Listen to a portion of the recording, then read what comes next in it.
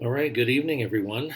Thanks for joining us tonight here at the Little Green Valley Home Group in Monroe. And we're still shooting for June 4th as being the next time we meet together in a group in person.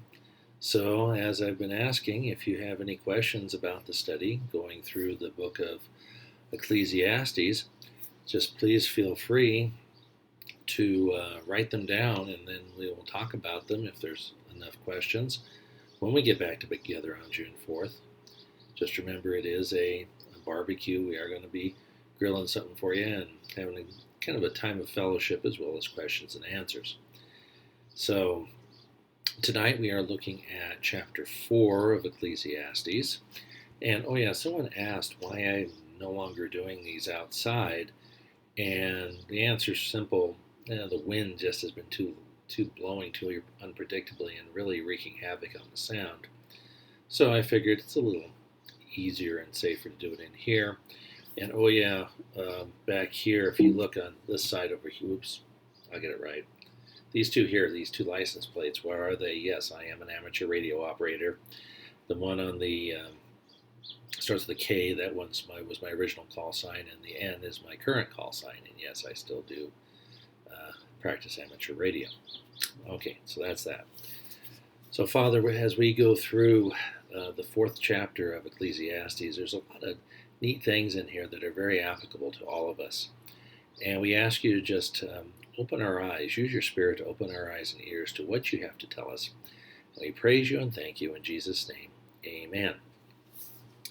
So, kind of going through when Solomon first examined life under the sun, the humanist point of view, as he started in chapter 1, we noticed and we talked about how it was quite detached and philosophical.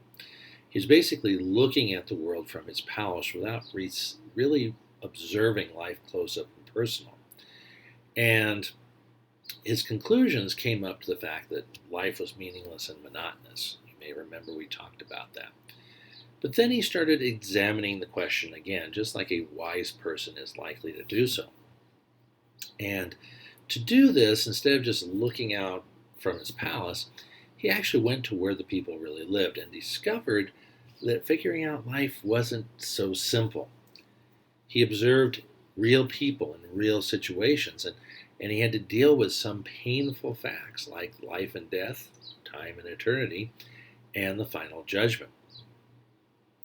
So it's real easy, by the way, for a person to declaim about things that they may possess an intellectual understanding about. But unless you really have practical knowledge of those things, then all that knowledge tends to ring hollow. To be terribly honest, over the years, when I was a teacher for 30 years, I would hear an awful lot of people who weren't even close to the educational field try to tell me how to do my job, how this is what I should do, and these are the things that I should be doing, and that how dare I even think that I know what I'm doing, even though I've been in the field for many, many years. And you took it with a grain of salt, not the whole shaker, because some of the ideas they had actually weren't bad, but you could tell. You've been reading a book, you read a magazine article, or read an article out of the LA Times or the local paper or something, of what one person thought, and they thought, oh, that sounds logical, so we shall tell it to you. But as with anything like that, what you think might work may not work in real life situation, and it takes a person who has a lot of experience to understand that. Or as one commentator puts it, the ivory tower investigator will never have a balanced view of a subject if he remains in his ivory tower. Okay? Learning and living must be brought together. Now, Solomon knew this, and as he revisited the question of the meaning of life, he got into where the people were and how they saw life. And when we started this part of the journey in chapter 2 and on through chapter 3, we saw that Solomon's conclusion that life is monotonous and meaningless was challenged, and he eventually comes down and says, no, it's not. And he's going to continue this look into this question into chapter 4. We're going to look at that tonight. So We're going to kind of break it down into nice chunks. If you have your Bibles with you, go ahead and open them to Ecclesiastes 4, verse 1. Right now, to start with, just the first 3 verses. And while you're getting that ready, as I mentioned, Solomon continued his observations. And now he visited 4 places and he watched several people go through a variety of different experiences. Instead of just standing back and thinking he knew it all, being the wise man he was, he decided, yeah, let's look into this more and actually watch the people who are directly affected. Now, as we're going to see, his conclusion once again was that life is anything but monotonous. That original statement was wrong. For we have no idea what problems may come to us on any given day. And he applied this lesson elsewhere. There's actually a verse in Proverbs 27:1. Do not boast about tomorrow, for you do not know what a day may bring forth. And I think a lot of that came from what he observed here. So let's look at the first 3 verses of Ecclesiastes 4. Then I returned and considered all the oppression that is done under the sun. And look, the tears of the oppressed, they have no comforter. And on the side of their oppressors there is power, but they have no comforter. Therefore I praise the dead who are already dead, more than the living who are still alive. And yet better than both is he who has never existed, who has not seen the evil work that is done under the sun. So this seems like a very short statement, but based on the latter part of what we read in the latter part of chapter 3, it is reasonable to conclude that Solomon was visiting one of the places of judgment in his kingdom, what we would call a courthouse. And he was likely doing this incognito so that everyone would act naturally as opposed to trying to impress the king. If the king came into a courtroom, you knew that everything would suddenly change. Everybody would suddenly act completely honest and completely right and prim and proper.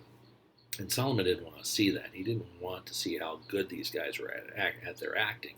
He wanted to see exactly how they reacted. So into the courtroom he goes. As I mentioned, he's incognito. It's just kind of like in today, you can go into a courtroom and sit in the back and watch the proceedings. And no one, unless there's a real weird case going on, no one really cares if you're back there or not, as long as you keep quiet. And the kingdom of Israel under Solomon had a very adequate judicial system. Basically, it was divinely given. It was based on the Mosaic law. But like any other human-run institution, the system could be corrupted, and it was. Now, Moses had warned officials to judge honestly and fairly throughout Leviticus and Deuteronomy, and both the prophets and the psalmists lashed out against social injustice. This is a common theme in many of the prophets of the downfall of both Israel and Judah. Solomon had been a wise and just king, but it was becoming clear to him that it was impossible for him to guarantee the integrity of every officer in his government. Just because you're calling the shots doesn't mean that everyone else below you are calling the same shots. So into the courtroom, he watches a trial, and there he saw innocent people being oppressed by power-hungry officials. The victims were weeping, didn't do them any good. Nobody stood with them to comfort them or to assist them.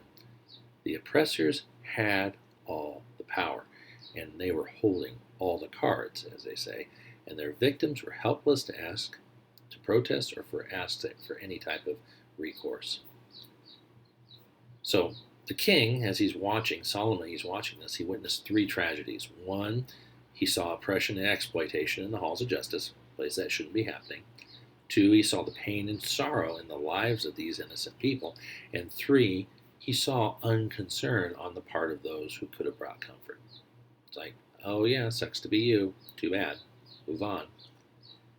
So he was so devastated by what he saw that he decided it was better to be dead than to be alive and oppressed. And in fact, one was better off having never been born, then he would never have to see all the evil works of sinful man.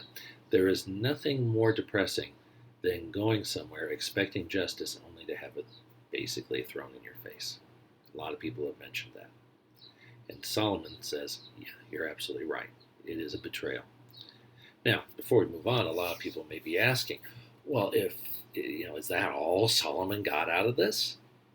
I mean, he's the king. Why didn't he do something about it? And that's a good question. And yet is one that doesn't have a simple answer. This is very similar to when something goes wrong in government, people start screaming, oh, why doesn't the governor do something? Why doesn't the president do something and take care of this problem? Well, the answer is it's not so simple to solve a problem once you've uncovered it, especially a problem when you're dealing with a bureaucracy as big as Israel had under Solomon, or as big as the bureaucracy of the federal government here in the United States. Even though Solomon was king, there was only so much he could do to deal with a problem this big. Okay? In this large bureaucracy, even the king couldn't do a lot. There wasn't, he couldn't really solve the problem. Because once he recognized that he had to clean up the government, and let's say he started to, and he started to reorganize the way things were done, he would only create new problems and create more opportunities for corruption. Okay, he could not micromanage this down to the lowest official and make sure everything was clean. There was only one of him, and the problem was too big. And man being man, it's very doubtful that a huge administrative body like the one in Israel could be ever completely free of corruption. Okay? And it's even doubtful that a crusader could improve the situation. Okay? There's an old saying, it says power corrupts and absolute power corrupts absolutely, and Solomon's bureaucracy was no exception to this. And as I said, there are people that point at the U.S. government or the state government or whomever, and they say the same thing. Why can't they do something about it? And a lot of times what they're asking, the president, the governor, whomever, doesn't have the power to do it. And in many cases, especially if they have to go through Congress, there's a lot of people that have no desire to change it. There was an interesting saying from a congressman from California, interesting observation. And this is what he says. He says that many a congressman or congresswoman goes to Washington to clean out that cesspool. But after a while, they suddenly decide that that cesspool was a hot tub. They tried to clean up the system, discovered it couldn't be done, so they went ahead and joined it.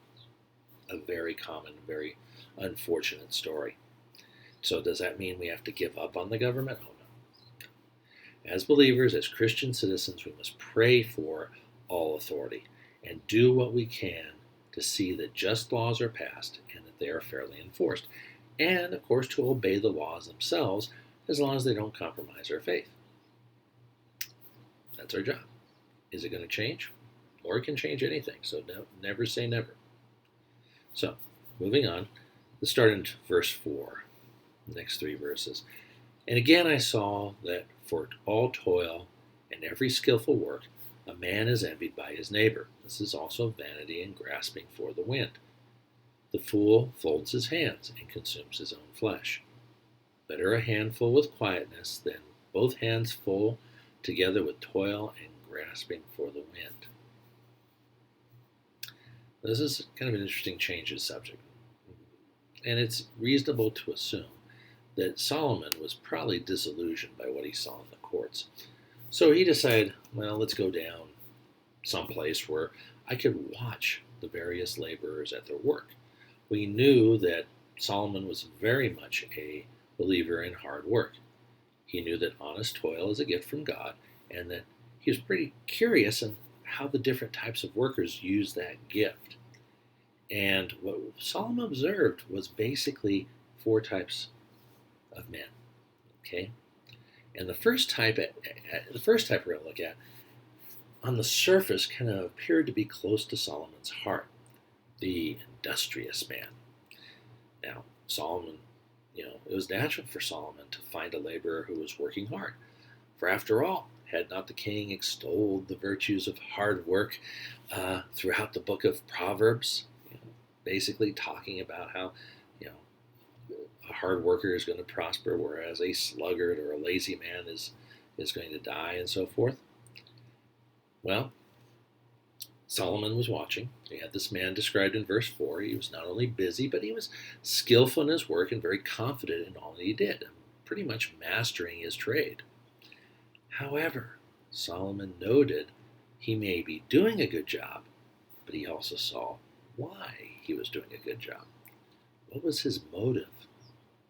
It wasn't a pure one. The industrious man, according to Solomon, was his motivation was the envy of his competition. Yeah, people were looking at him and envying him for not just what he did, but what he possessed. And the only reason these people a person like this perfected their skills and worked hard at their job was to compete with others and make more money than their neighbors. The purpose of their work was not to produce beautiful and useful products or to even help people, but to stay ahead of the curve, stay ahead of the competition, and survive in the battle of bread. Now, despite what some people think, especially here in the Western world or in places where people try to work to death, God did not push this selfishness factor into human labor. This was the result of sin. We covet what others have. We not only want to have those things, but we want to go beyond and have even more. Remember the old bumper sticker that said, "He who dies with the most toys wins." Covetousness, competition, and envy often go together. Now remember, there's nothing wrong with competition. It is not sinful in and of itself, but when being first is more important than being honest, then they're going to have trouble. Traditional rivalry between teams and schools can be a helpful thing, but when the rivalry turns into fights, vandalism, and even riots, sin's entered the scene. Now it's self-destructive, not productive. So here you have the industrious man he's just in it for the money. We move on to the next one, the idle man. Okay, idle man, basically the fool folds his hands and consumes his own flesh. Solomon went on from one extreme to the other and began to study a man who had no ambition at all. Now perhaps the king could learn about life by examining the antithesis, much in the same way as scientists study cold to better understand heat. It must have been difficult for him to watch an idle man because Solomon had no sympathy for them whatsoever. He had no sympathy for lazy people who sat all day with folded hands and did nothing. The Proverbs are full of warnings to the sluggard and lumps them with the fools, as he does here in verse 5. Again, the fool folds his hands and consumes his own flesh. Solomon really didn't at this point learn anything he didn't already know and had written extensively about. Laziness is a slow, comfortable path towards self-destruction. Now, it may be pleasant to sleep late every morning and not to have to go to work, but it's unpleasant not to have money to buy the necessities of life. I like the way Proverbs 6, verses 10 and 11 say it. A little extra sleep, a little more slumber, a little folding of the hands to rest, and poverty will pounce on you like a bandit, and scarcity will attack you like an armed robber. Now, lest we think that Solomon was alone in the condemnation of laziness, Paul also stated it very bluntly in 2 Thessalonians 3, "If any would not work, neither should he eat." That's strong. So the industrious man. Now we've got two people we've looked at. The industrious man was motivated by competition and was caught up in essentially a rat race of life, and he had no leisure time. On the other side of the spectrum, you have the idle man who was motivated by pleasure and was headed for ruin as he had no productive time. Is there no middle way between these two extremes? And fortunately, verse 6 shows us, yes, there is. And we'll call him the integrated man. Verse 6, "Better a handful with quietness than both hands full, together with toil and grasping for the wind." Here we have a man whose life was balanced. He was productive in his work. He was also careful to take the time for quietness. He did not run in the rat race, but neither did he try to run away from it and from the normal responsibilities of life. Why have both hands full of profit if the profit costs you your peace of mind and possibly your health? That's what Solomon is asking. And of course, he knew the answer, and it was right here. Better to have gain in one hand and quietness in the other. Okay? We see this all over the Bible when a heart is controlled by envy and rivalry, and life becomes one battle after another. We've even seen it in real life. On the other hand, the Paul is both his labor and the fruit of his labor and balances toil with rest. And Solomon clearly thinks this is the best option, as it allows a person to enjoy the gift of labor from God, as well as the fruits of his labor, which is also given from God. Now, let's move on to verse 7. Then I returned, and I saw vanity under the sun. There is one alone, without companion.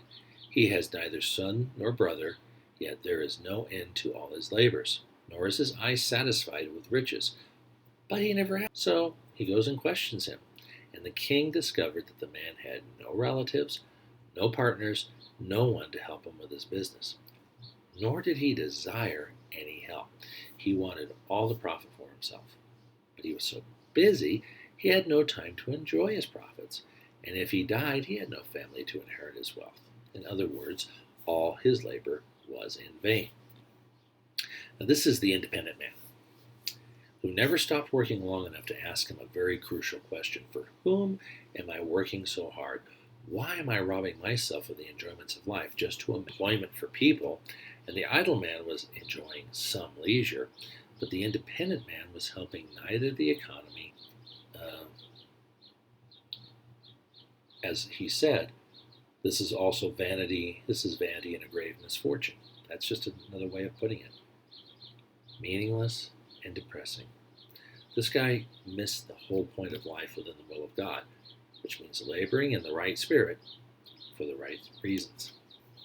Now, coming upon this solitary man, Solomon kind of paused for a moment to consider the importance of friendship and the value of putting things together. Let's look at verse 9.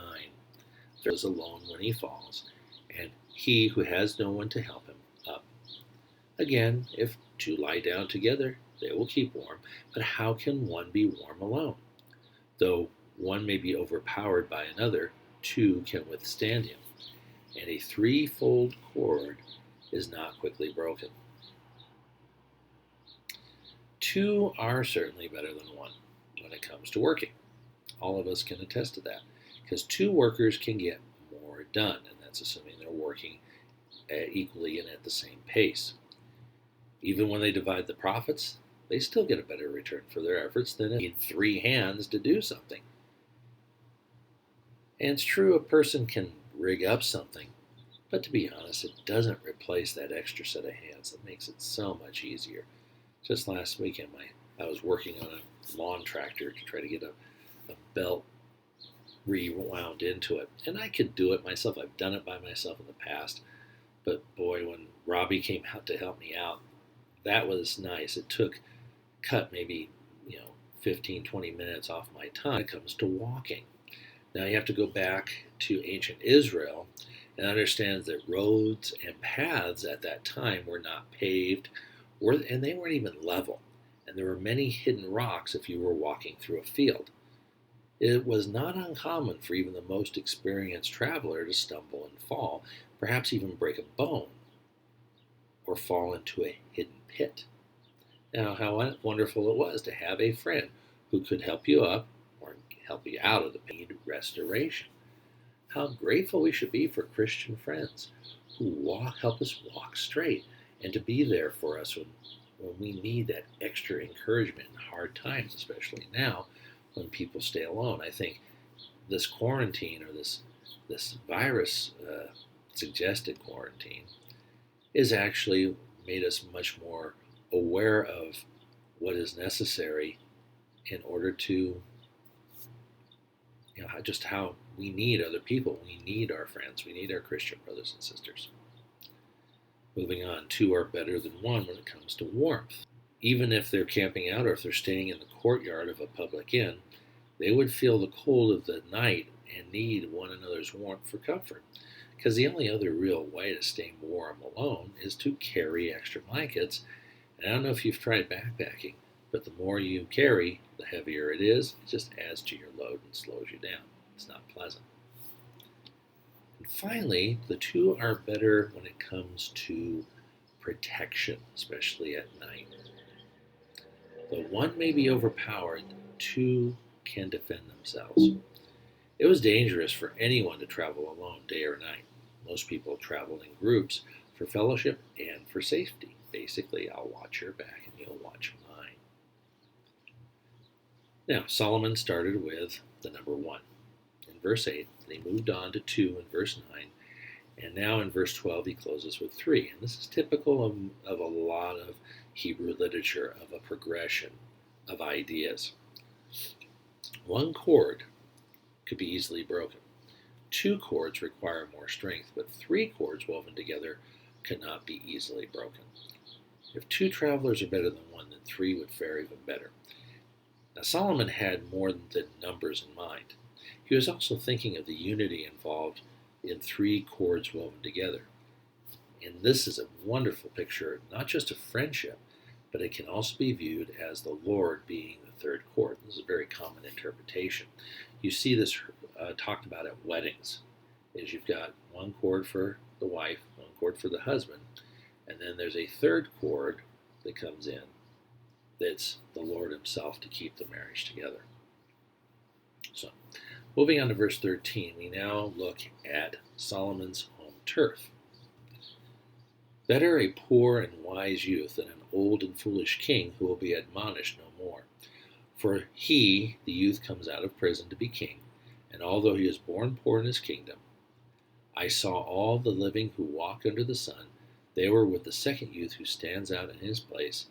There was no end of all the people over whom he was made king, yet those who come afterwards will not rejoice in him. Surely this is also vanity and grasping for the wind. And that was the New King James. I want to read it now out of the New Living Translation. It is better to be a poor but wise youth than an old and foolish king who refuses all advice. Such a youth could rise from prison and succeed. He might even become king, even though he was born in poverty. But then everyone rushes to the side of yet another youth who replaces him. He might become the leader of millions and be very popular, but then another generation grows up and rejects him too. So it is all meaningless, like chasing the wind. So this is Solomon's 4th better statement, introducing a story that teaches 2 truths. And these truths are the instability of political power and the fickleness of popularity. Now, the king in this story had at one time heeded his counselors' advice and had ruled wisely, but when he got old, he refused to listen to them. And the problem was probably more than pride and senility. He may have been surrounded by a collection of parasites who flattered him, isolated him from reality, and took from him all they could get. This often happens to weak leaders who are more concerned about themselves than about their people. Then there's the hero of the story, a wise youth who was in prison. Perhaps he was there because he tried to help the king, and the king resented it. Or maybe somebody in the court had lied about the youth. That's what happened to Joseph, you may remember, in Genesis.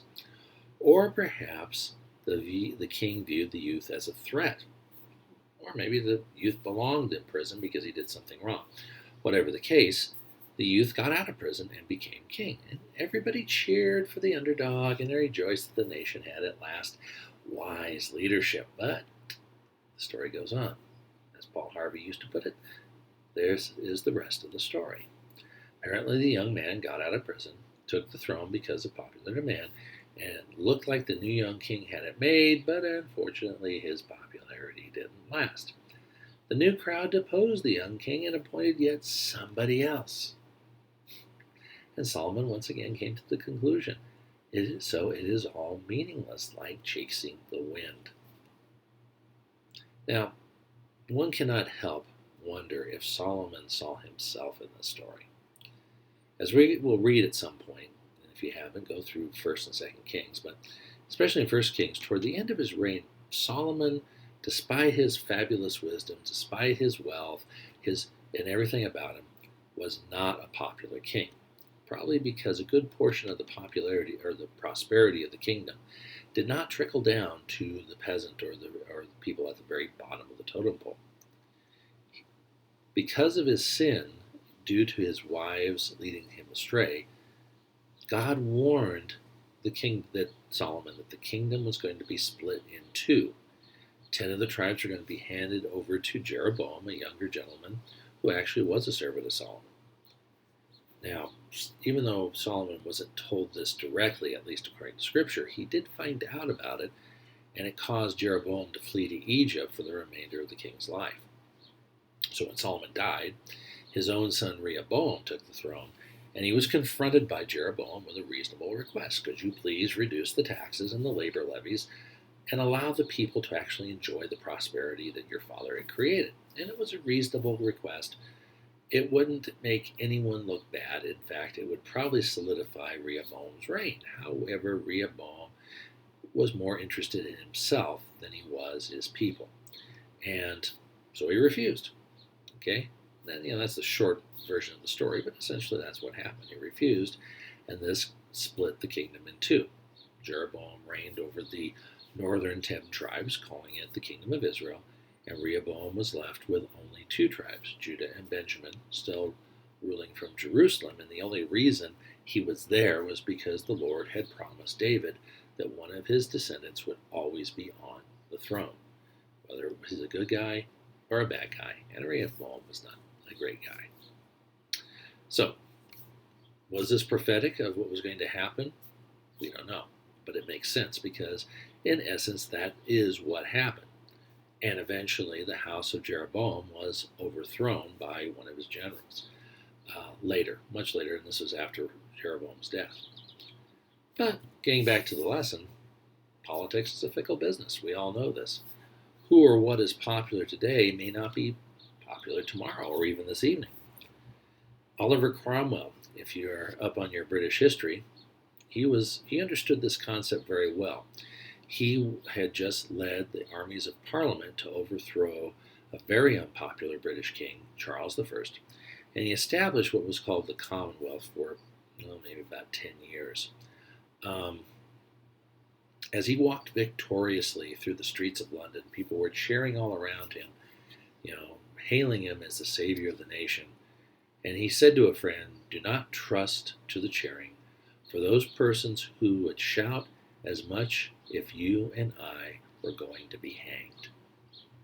And you think about it, even in the Bible, you think about, on Palm Sunday, how many people were cheering Christ. Hosanna to the Son of David for his coming and all the miracles he made. Those were the same people that were screaming for his crucifixion 5 days later on Good Friday. No government is going to please everyone, and no one candidate is going to be universally popular at all times.